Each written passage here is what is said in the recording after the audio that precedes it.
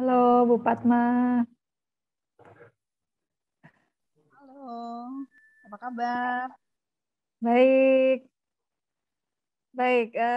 Selamat datang untuk teman-teman, rekan-rekan HR, dan ada beberapa teman disabilitas juga yang sudah masuk ke breakout room B. Jadi breakout room ini adalah untuk industri service dan hospitality dan food and beverages. Jadi hari ini kita ada Ibu Padmayoni Lohari yang sudah hadir bersama kita. Saya bacakan profil singkatnya. Ibu Padmayoni Lohari adalah seorang praktisi HR yang saat ini bekerja sebagai Human Resource Manager di Padma Hotel Semarang. Dan beliau sudah berpengalaman merekrut dan bekerja dengan penyandang disabilitas fisik dan netra selama bekerja sebagai Director of Human Resource di Movenpick Resort and Spa di Jimbaran, Bali. Beliau juga aktif dalam berbagai kegiatan sukarelawan, diantaranya di bidang pemberdayaan penyandang disabilitas, bersama Puspadi, di Network, di Valing, dan Pedo. Yaitu untuk penguatan skill praktisi HR melalui Human Resource Association Bali juga, dan kemudian di bidang pendidikan melalui Pramana Hita Karana Foundation. Baik, selamat datang Bu Padma. Terima kasih Ibu Prima. Ya, jadi tadi di main room sebenarnya MC menjelaskan kita sebenarnya ada dua pembicara di breakout room B ini ya. Seharusnya dengan Ibu Tirsa perwakilan dari Grab Indonesia, tapi sayangnya beliau berhalangan hadir untuk hari ini. Jadi ada kepentingan mendadak begitu yang tidak bisa ditunda ya. Jadi dengan Ibu Padma hari ini semoga teman-teman di breakout room B ini nanti kita bisa saling bertukar pengalaman dan informasi. Jadi agar semakin percaya diri untuk merekrut disabilitas seperti itu. Dan untuk teman-teman disabilitas yang sudah masuk ke breakout room B nanti juga bisa nanti ikut berdiskusi ya, artinya apa saja peluang-peluang yang ada dan di bidang hospitality industry dan service ini. Baik, langsung saja. Hari ini kita di breakout room formatnya diskusi saja ya. Jadi kita akan gali lebih lanjut ini langsung ke Bu Padma untuk bercerita nih. Bagaimana biasanya mendapatkan talent penyandang disabilitas itu dari mana? Terus mungkin bisa menjelaskan Bu Padma bagaimana proses perekrutannya. Baik, Mbak Ya. Prima. Jadi awalnya saya mulai untuk melakukan perekrutan disabilitas itu sebenarnya sekitar tahun berapa ya? Tahun 2017 ya, kita sudah mulai ada beberapa komunikasi ketika saya masih di Movenpick Jimbaran. Jadi pada saat itu kita awalnya mulai dari Pertuni. Persatuan Tunanetra Indonesia. Waktu itu ada diskusi antara saya dengan ketua Pertuni yang di Bali, itu Bapak Winaya. Idenya adalah bagaimana caranya kita memberdayakan teman-teman tunanetra pada saat itu. Karena kebanyakan hotel industri, hotel-hotel di Bali itu mereka memberikan kesempatan kepada teman-teman tunanetra, akan tetapi hanya sebagai freelancer. Jadi kalau ada pesanan dari tamu untuk melakukan masas, baru dipanggil. Jadi tidak ada peluang yang bersifatnya full time begitu. Jadi dari sana saya muncul ide, kemudian saya ajukan ke manajemen. Manajemen akhirnya setuju bagaimana kalau kita coba adopsi program ini dengan benar-benar membuat sebuah program masas yang memang dikhususkan dilakukan oleh teman-teman tunanetra. Jadi kita membuat sebuah produk namanya intuitif massage waktu itu. Jadi massage dengan menggunakan intuisi gitu kan ya. Kalau teman-teman tunanetra mungkin kalau secara teknik berbeda dengan spa pada umumnya, tapi akhirnya kita buatkan program namanya intuitif massage begitu. Nah, dari sana awalnya, baru kemudian saya baru ketemu dengan Mbak Arina dari di Network, barulah kita lanjutkan dengan program-program lain dari teman-teman yang memiliki disabilitas fisik. Jadi waktu itu kita buatkan sebuah posisi namanya CCTV operator ya. Jadi penjaga ruang CCTV itu apa yang dia lakukan ya memantau keamanan melalui CCTV dan memberikan instruksi-instruksi kepada security yang ada di area. Jadi rekan-rekan penjaga keamanan yang ada di area itu diberi informasi oleh teman-teman yang ada di ruang CCTV. Begitu sih Mbak Prima awalnya. Masih mute Mbak Prima, maaf.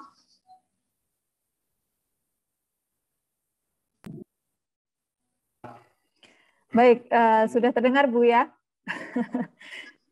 Ya, berarti yang sudah pernah bekerja sama dengan disabilitas fisik dan netra ya Bu Padma ya? Betul, jadi disabilitas fisik dan netra itu kita sudah jalankan programnya.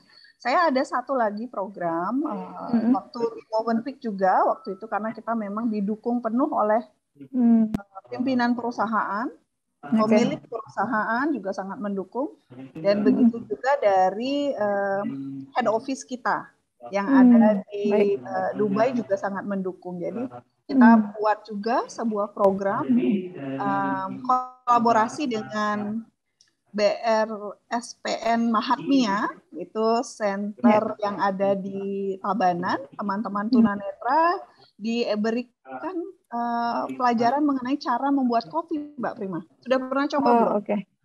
Wah, itu belum, saya belum pernah tuh, Bu. Iya. Menarik sepertinya ya. Menarik. Jadi kita akhirnya memberikan kesempatan kepada teman-teman tunanetra yang sudah mengikuti pelatihan di Mahatmia, kita undang untuk melakukan berjualan di kafenya kami di Jimbaran.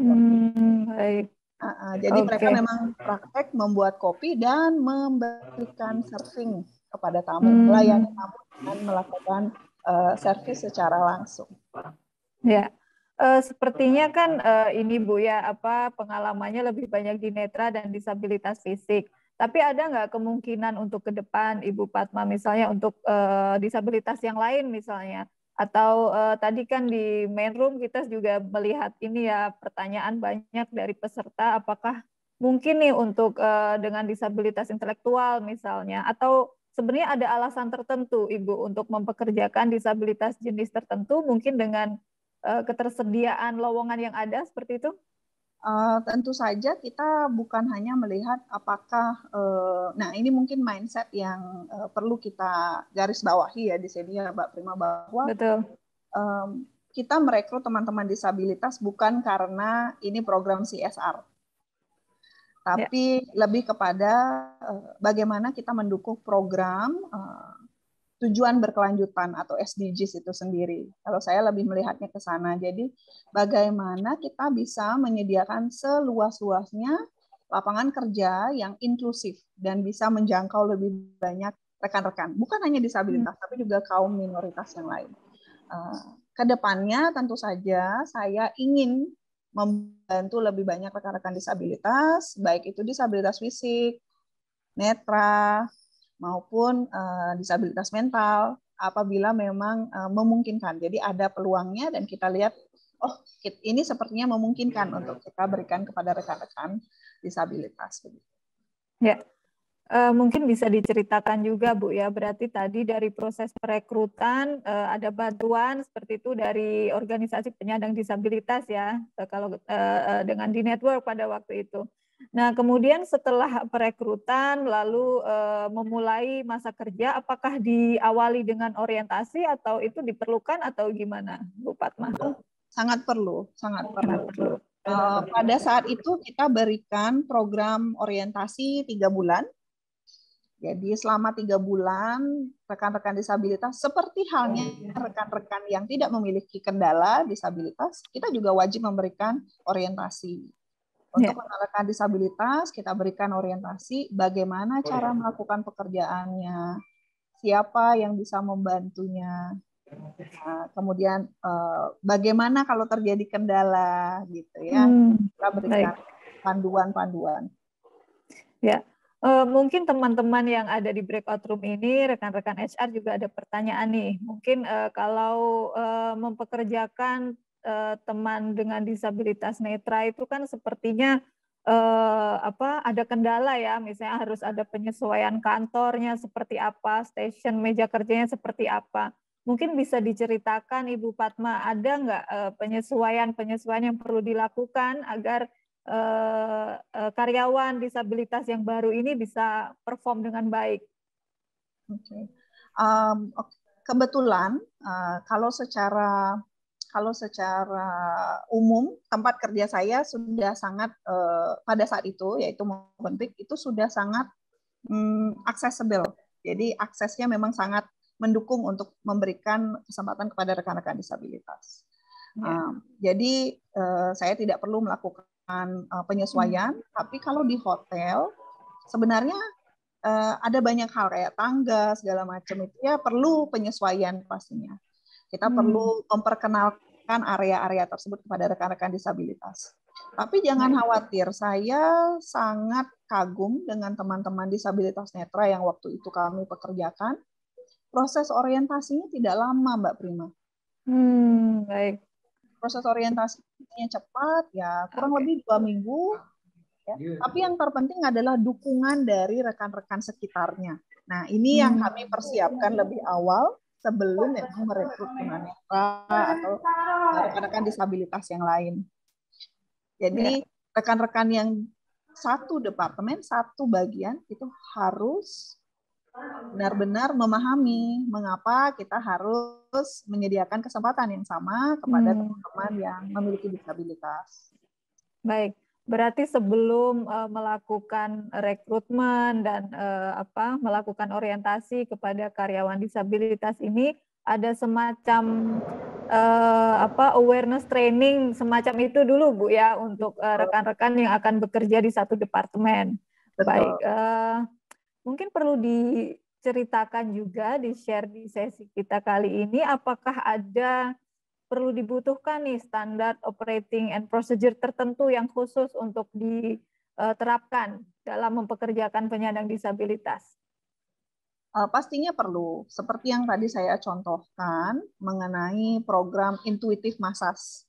Nah, kita harus mempersiapkan langkah-langkahnya sedemikian detail. Pertama, dalam program orientasi, kemudian proses masuk kerjanya berapa lama, dari jam berapa sampai jam berapa saja. Kemudian apa alat-alat yang mereka kira-kira perlukan. Memungkinkan nggak mereka membawa alat-alat tersebut sendiri ke area kerja. Karena sebelumnya lokasi kerja teman-teman intuitif massage itu bukan hanya di spa, tapi mereka harus membawa alat untuk dibawa ke area pool, area kolam renang. Jadi karena melakukan program massage-nya di sana kita perkenalkan kepada tamu. Baik. Wah, menarik sekali ya sepertinya. Seru banget. Seru banget karena kebetulan kita juga ada rekan netra juga di kantor dan itu memang betul sekali. Jadi orientasinya cepat gitu Bu ya untuk mereka bisa independen pada akhirnya dan nggak perlu pembayangan kita bahwa akan bergantung pada temannya untuk mobilitasnya itu sebenarnya sama sekali tidak ya. Baik. Mungkin juga bisa di-share Ibu Padma, pasti kan ada ini ya kendala komunikasi. Misalnya kalau misalnya waktu meeting atau seperti apa, teman netra tidak bisa mengakses informasi yang di-meetingkan misalnya, itu bagaimana Ibu? Ada kendala komunikasi dalam hal-hal seperti itu, pun komunikasi dengan sesama temannya nih, dengan staf yang lain? Kendala komunikasi kalau secara verbal, langsung face to face tidak ada masalah. Jadi seperti yang saya bilang, saya sendiri surprise, terkejut dengan bagaimana teman-teman disabilitas netra ini proses untuk orientasinya sangat cepat, adaptasinya di lingkungan kerja sangat cepat. Nah, kalau terkait dengan informasi meeting, memang WhatsApp group itu sangat membantu, ya. Melalui WhatsApp group kita tetap share informasi-informasi. Dan saya tahu bahwa teman-teman disabilitas menggunakan yang aplikasi yang untuk voice ini ya, voice reading. Ya. Dan kalau mau ngirim pesan ya mereka pakai voice note, dan teman-teman kerjanya juga nggak masalah dengan itu. Gitu. Jadi benar-benar mendukung juga proses dari adaptasi teman-teman tunanetra. Jadi kembali lagi ke masing-masing satu kepala bagian, pimpinan pucuk tertinggi perusahaan harus yakin dulu. Kalau sudah dari awal bilang tidak bisa, pasti semuanya akan dibilang tidak bisa tanpa mencari solusi. Betul. Ya harapannya teman-teman di sini rekan-rekan HR bisa ini ya, bisa membawa semangat yang baru setelah mengikuti webinar kita kali ini agar kembali ke perusahaannya bisa membawa semangat inklusi yang sama gitu Bu ya, untuk melibatkan teman-teman disabilitas dalam perusahaan mereka. Baik, mungkin tadi Ibu Padma sempat singgung itu tentang pelatihan atau persiapan untuk karyawan sebelum perekrutan disabilitas. Itu bisa diceritakan Bu Padma ya, itu dengan siapa dengan siapa bekerja sama untuk memberikan awareness tentang disability awareness semacam itu, untuk terbangun terbangun. Selain empati juga hak gitu ya, hak pemenuhan hak rekan disabilitas untuk diperlakukan sama di perusahaan itu seperti apa waktu itu Bu, pelatihan persiapan untuk stafnya? Baik, Mbak Prima, saya sebenarnya sangat terbantu dengan kebijakan perusahaan yang sejak awal sudah memiliki kebijakan bahwa kita harus membangun inklusivitas dan diversity, ya. Jadi untuk terbuka kepada semua masyarakat, bukan hanya disabilitas, tapi juga rekan-rekan yang berasal dari ras atau minoritas, gitu ya. Jadi itu sudah disebutkan di dalam Code of Conduct. Ada kode etik perusahaan, ada peraturan perusahaan yang memang sudah menyebutkan kita menuju ke sana ya. Perusahaannya sudah menyebutkan bahwa kita mendukung inklusivitas dan diversitas. Betul. Berarti kemudian, memang harus, gimana Bu Padma? Jadi dari sana program karyawan kami yang katakanlah tidak memiliki kendala disabilitas, sejak pertama mereka masuk kerja, mereka sudah dibekali bahwa perusahaan kita terbuka terhadap rekan-rekan disabilitas, ras. Jadi ini tidak apa yang boleh, apa yang tidak boleh kita sampaikan. Apa yang tidak boleh itu maksudnya kita tidak boleh melecehkan. Ya, jadi hal-hal seperti ini sudah dipandu di sana. Baik. Karena itu jadi mudah. Kita tidak perlu melakukan program khusus disability awareness, tapi mereka dengan sendirinya sudah terbuka pikirannya karena sejak pertama kali masuk kerja kita sudah membawa semangat ini. Baik. Semoga teman-teman di sini memiliki semangat yang sama Bu Padma ya, untuk kita menciptakan Indonesia yang inklusif ini ke depannya. Semoga pastinya ya. Iya, jadi ada pertanyaan-pertanyaan dan keraguan-keraguan semoga terjawab nanti di sesi ini dengan kita sharing dengan pelaku yang pernah bekerja dengan disabilitas. Nanti setelah ini kita juga akan ada sesi tanya jawab Ibu Padma, tapi sebelumnya ini saya ada pertanyaan terakhir ini. Mungkin ini menarik ya, karena teman rekan disabilitas biasanya kan dipandang sebagai ini akan menjadi beban operasional seperti itu. Tapi sebenarnya riset-riset terkini gitu justru menunjukkan kalau itu bisa meningkatkan revenue, justru meningkatkan citra perusahaan seperti itu. Nah, sebenarnya apa sih dampak nyata dari mempekerjakan disabilitas? Apakah ada dampak nyata yang real nih, keuntungan yang didapat perusahaan? Oh, banyak, Mbak. Jadi saya bahasnya uang langsung ya.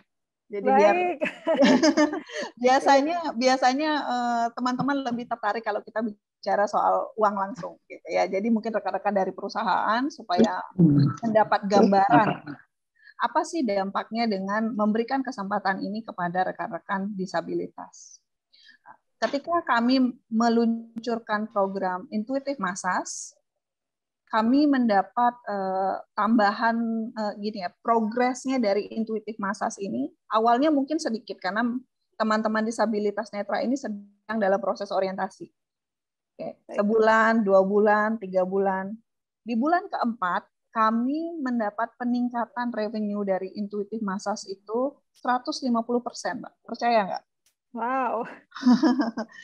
Jadi kita bisa lihat, oke, ini sebuah peluang yang bagus untuk kita lihat sebagai opportunity atau kesempatan di masa depan. Baik. Itu dari segi revenue. Dengan adanya kebijakan yang memang memberikan kesempatan kepada teman-teman disabilitas, yang berarti perusahaan menjadi perusahaan yang inklusif, tentu perusahaan akan mendapatkan kesempatan untuk lebih dipilih oleh para tamu, gitu. Karena banyak sekali majalah-majalah,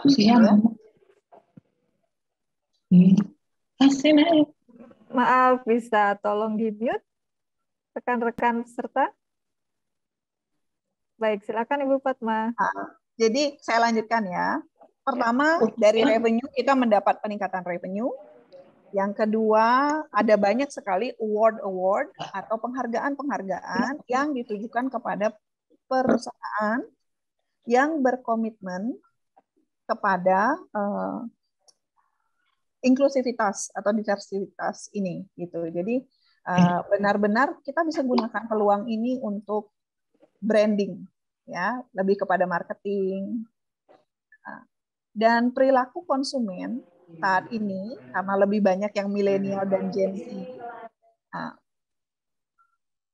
konsumen ini lebih melihat kepada tujuan dari perusahaan ini apa. Apa produk yang dijual? Apakah memberikan dampak kepada lingkungan? Gitu. Jadi ketika mereka lihat ini, oh ini saya termasuk nyumbang kepada lingkungan nih, saya memberikan dampak positif, mereka akan memilih produk kita. Dan itu saya rasakan sendiri ketika saya di perusahaan yang memang memberikan dukungan luar biasa terhadap program-program sosial seperti ini. Baik, menarik sekali ya. Langsung keuntungannya terasakan begitu Bu ya, dan langsung kita ngomongin duit nih, meningkatnya 150%. Betul-betul. Baik, saya akan buka sesi tanya jawab. Ini sepertinya banyak sekali yang sudah mengirimkan pertanyaan begitu. Saya mulai dari Ratna Putri. Saya ingin bertanya bagaimana caranya kita meyakinkan pimpinan atau owner perusahaan untuk bisa hire teman disabilitas. Nah, ini gimana itu Bu Fatma? Sepertinya kan perspektif untuk inklusi kan mungkin belum semuanya seperti itu. Betul. Jadi pertama kita harus bawa semangat ini dalam diri kita sendiri dulu. Kita yakin nggak ini akan memberikan dampak positif kepada perusahaan? Jangan sampai HR sendiri masih ragu. Bisa nggak ya? Kayaknya nggak bisa deh. Baik. Kayaknya nggak bisa karena bosnya nggak mendukung deh. Padahal belum propose. Ya kan? Pertama coba saja dulu bawakan ide ini, Pak, memungkinkan nggak di tahun depan kita anggarkan 2 posisi di perusahaan kita alokasikan kepada teman-teman disabilitas. Karena itu yang saya lakukan dulu juga. Di awal tahun saya sampaikan, Pak, memungkinkan tidak kita membuka kesempatan kepada teman-teman netra untuk belajar dulu, saya bilang. Belajar di spa kita. Nah, dari belajar, diberikan program orientasi, oh ternyata hasilnya bagus. Jadi memang kita harus juga mempersiapkan proposal sendiri. Programnya seperti apa, siapa yang akan dilibatkan dalam program orientasi. Jadi kita harus siap dulu untuk mengajukan proposal ini kepada manajemen. Baik, jadi teman-teman dicoba dulu begitu ya Bu ya, untuk dipropos dulu ke pimpinan. Baik, ini sudah ada 2 peserta yang raise hand. Mungkin saya mulai dari Bapak Trias Wardoyo. Silahkan. Iya, halo, selamat sore. Selamat sore Pak, silakan. Iya, perkenalkan, saya Trias dari PT Garuda Indonesia Persero Tbk. Selamat sore Pak Trias. Iya, Bu Padma, selamat sore rekan-rekan semua. Oke, saya mau bertanya, Bu, ada beberapa pertanyaan yang ingin saya ajukan karena ini pertama kali ya Garuda sama sekali belum membuka program untuk rekrutmen disabilitas, sedangkan perusahaan BUMN lain mungkin sudah membuka posisinya karena di Garuda sendiri kan memang ada beberapa posisi yang critical position yang tidak bisa posisinya untuk dibuka secara disabilitas. Tapi memang rencana ke depan itu kita memang mau membuka posisi untuk disabilitas di Garuda Indonesia Group secara besar ya, karena kan kita ada hospitality juga ya. Nah, pertanyaan yang pertama itu yang mau saya tanyakan adalah selama pengalamannya Bu Fatma sendiri nih untuk menjadi kayak pilot project-nya disabilitas ini kira-kira memerlukan waktu berapa lama sih Bu untuk sampai akhirnya bisa merekrut salah satu pegawai yang disabilitas. Terus yang kedua, saya mau menanyakan Bu, karena di perusahaan itu kan ada kontrak kerja ya Bu ya. Nah ini kontrak kerjanya itu apakah memang si pegawai disabilitas ini mengikat ke perusahaan induk atau memang kita mengikat di perusahaan ketiga atau jasa misalkan kasarnya adalah outsourcing seperti itu Bu. Nah kalau di Garuda sendiri kan itu memang ada beberapa part yang kita bekerja sama dengan pihak ketiga ya Bu ya. Saya menanyakan itu terlebih dahulu Bu. Oh baik. Jadi ada dua pertanyaan berarti Pak ya. Satu, berapa lama proses pilot project ini dilakukan? Ini saya jawab dulu. Waktu itu untuk program Intuitive Massage, programnya berjalan 6 bulan Pak. 3 bulan orientasi, ya kita coba programnya, kita rancang massage-nya seperti apa gitu ya. Produk yang akan kita tawarkan kepada tamu. 3 bulan kemudian berjalan, baru kita lanjutkan dengan kontrak kerja. Kemudian kontrak kerjanya seperti apa? Kontrak kerjanya langsung ke perusahaan induk pada saat itu, seperti halnya rekan-rekan yang non-disabilitas. Kalau di perhotelan memang sifat kontraknya bukan sifat kontrak kerja permanen. Gitu. Kontrak kerjanya 1 tahun, 2 tahun. 1 tahun biasanya begitu. Akan tetapi memang sangat disayangkan ketika mereka akan melanjutkan ke program tahun kedua, pada saat itu ada pandemik dan memang tidak disarankan untuk rekan-rekan yang bekerja rentan seperti rekan-rekan disabilitas, terutama di spa, gitu ya, programnya terpaksa kita tutup waktu itu, begitu. Jadi dikarenakan memang spa pun tidak open lagi, seluruh Bali juga nggak running karena pandemi COVID-19. Oke. Semoga menjawab ya Pak Trias ya. Iya, Pak, sorry Bu Fatma, saya mau nanya lagi untuk ke project yang tadi Bu sampaikan itu kriteria untuk disabilitasnya usianya kira-kira berapa ya Bu kalau pengalaman Ibu? Selama belum memasuki usia pensiun sih Pak. Pada saat itu kita merekrut ibu-ibu disabilitas netra kurang lebih usianya sudah 40 tahun ya. Saya lupa pastinya, tapi yang jelas jauh lebih tua beliau dari saya. Oke, baik. Cukup, terima kasih Bu atas jawabannya. Terima kasih Bapak Trias Wardoyo. Kemudian ini lagi ada Ibu Anissa Utami. Silahkan Ibu. Iya. Halo. Ya, ada kedengaran ya. Dengar, Ibu. Iya, Ya, oke. Selamat pagi, Bu Padma. Terima kasih sekali. Ini menarik ya tadi pembahasannya dan terima kasih sudah share experience-nya juga. Nah, ini saya dari Coca-Cola Euro Pacific Partners Indonesia. Sebenarnya kita tuh memang sudah memiliki diversity, equity, dan inclusion ya. Dan alhamdulillah di tahun ini kita sudah mulai fokus ke pilar disability gitu. Jadi that's why kita mengikuti webinar ini gitu. Dan ada 2 pertanyaan yang mau saya tanyakan nih ke Bu Padma based on your experience ya Bu ya pastinya.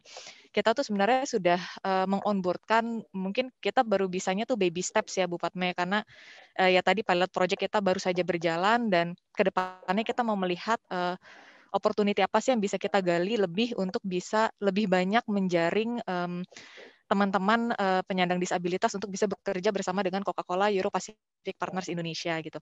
Nah, pertanyaannya adalah 2. Yang pertama, apabila kita sudah mengonboardkan mereka gitu ya Bu ya, dan berdasarkan experience dari Bu Padma, bagaimana sih cara memonitoring performance mereka tuh yang paling efektif gitu ya? Karena kan kita in the end, pastinya kita ingin dan pastinya kalau di sisi IP Indonesia tuh kita performance based company ya, Bu Padma ya.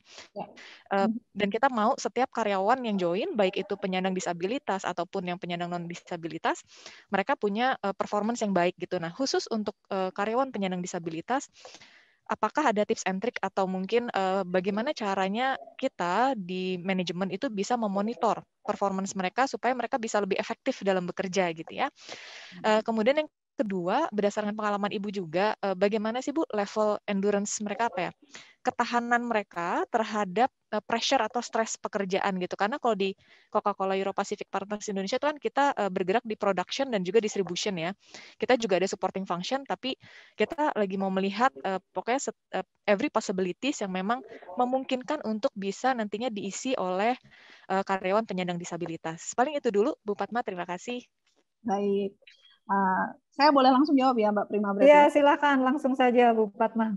Mbak Anissa, pertanyaan pertama tadi adalah bagaimana kita mengukur performance atau kinerja rekan-rekan disabilitas.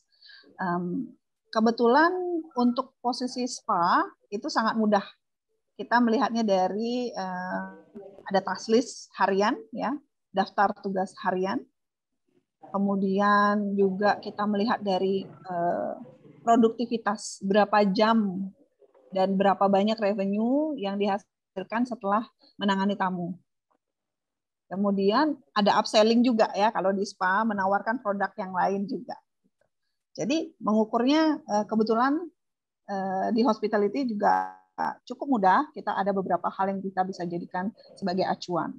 Saya yakin apapun posisinya, kita bisa membuat KPI yang sesuai untuk posisi-posisi tersebut. Begitu. Baik. Kemudian untuk pertanyaan kedua tadi, bagaimana endurance-nya? Kalau menurut saya, kita tidak bisa hanya melihat endurance rekan-rekan disabilitas saja, tapi seberapa banyak dukungan yang sudah kita berikan dari perusahaan dalam proses orientasi, dalam proses onboarding. Sudahkah mentor atau buddy, orang yang bertugas untuk memberikan informasi-informasi, memberikan training, sudah turut andil memberikan motivasi dalam keseharian rekan-rekan disabilitas ini. Nah, jadi kalau menurut saya, kita tidak bisa hanya lihat apakah rekan-rekan disabilitas mudah stres, mudah tertekan, gitu. Kembali lagi ke lingkungan kerjanya kita siapkan. Dalam proses 6 bulan itu apakah ada kendala? Ada. Rekan-rekan disabilitas netra yang bekerja bersama kami saat itu minder pertama. Jadi kalau endurance mungkin lebih kepada kepercayaan diri yang memang harus kita bangun sih ya. Kalau kemampuan kerja, tekanan kerja, itu kita bisa berikan dukungan yang lain. Tapi dari dalam dirinya kadang-kadang ada kepercayaan diri yang menurun atau kepercayaan diri yang rendah yang harus kita bantu untuk angkat. Semoga menjawab ya Mbak Ani. Baik, sayang sekali ini waktu kita sudah menipis sekali, Bu Padma. Ini masih banyak sekali pertanyaan sebenarnya, tapi semoga sharing singkat ini bisa semakin meyakinkan gitu ya teman-teman HR. Ini terakhir ada Kenichi Satria. Ini kalau nggak salah tadi di main room di-mention sebagai disabilitas netra ya. Mungkin saya ingin statement singkat saja dari Kenichi, silahkan. Terima kasih Mbak. Selamat sore Ibu. Selamat sore Bapak Ibu dari perusahaan-perusahaan yang sangat luar biasa, besar-besar, termasuk ada BUMN luar biasa. Sebelumnya saya bila diberi kesempatan juga ingin bertanya nih, sebenarnya saya kan sebagai dua hari lagi insya Allah dilantik sebagai Kepala Biro Ketenagakerjaan dan Kewirausahaan di Persatuan Tunanetra Indonesia Provinsi DKI Jakarta. Nah, sebagai sharing masalah dari kami tunanetra terutama adalah bagaimana ketersediaan tenaga kerja, lapangan kerja yang akses untuk disabilitas terutama tunanetra. Misalnya seringkali kami itu menyasar sektor yang mungkin tadi sudah saya sempat bahas juga di awal ya, sektor telemarketing, kemudian juga customer service by phone dan sebagainya. Nah, profesi ini tampaknya agak sedikit tersingkir ya karena hadirnya misalnya chatbot, AI dan sebagainya ini. Nah, kami sadar memang saya khususnya sebagai juga perintis dari mitra jasa multi partner yang adalah penyedia outsourcing, sadar juga bahwasannya memang jika menggunakan teknologi itu cost-nya itu akan lebih menurun ya dibandingkan menggunakan tenaga human. Tapi bagaimana kira-kira Ibu khususnya menyikapi hal ini, terutama di perhotelan kan juga menyediakan ya, dulu itu ada telesales juga kalau tidak salah, ada customer service terutama itu menyediakan, dan di beberapa hotel di Jakarta itu yang ada di bagian tersebut adalah teman-teman dari tunanetra. Nah, bagaimana cara menyikapi hal ini, terutama ini AI dan terutama chatbot ya, chatbot ini luar biasa ini dampaknya untuk kami khususnya yang bergerak di bidang telses dan sebagainya. Terima kasih. Baik, mungkin saya ada waktu tersisa 1 menit saja, Bu Fatma, jawaban singkat dan langsung ke intinya, silahkan. Baik, kalau dari saya menyikapinya teman-teman yang teman-teman hadapi, bukan hanya teman-teman disabilitas hadapi, bukan hanya tantangan teman-teman disabilitas sendiri tentang AI, tentang new technology gitu ya. Itu tantangan kita semua. Jadi tugas kita semua sebagai tenaga kerja terampil, kita harus reskilling dan upskilling. Kayaknya gitu Mbak Prima. Jadi bukan cuma fokus di satu skill, kalau bisa tambah skillnya terus. Ya, itu tugas kita semua ya. Tugas kita Baik, semua. terima kasih untuk teman-teman yang sudah bergabung di Breakout Room B. Silahkan sekarang kita kembali ke plenary untuk masih akan ada lanjutan acara dengan panelis yang sangat menarik tentunya dan insightful.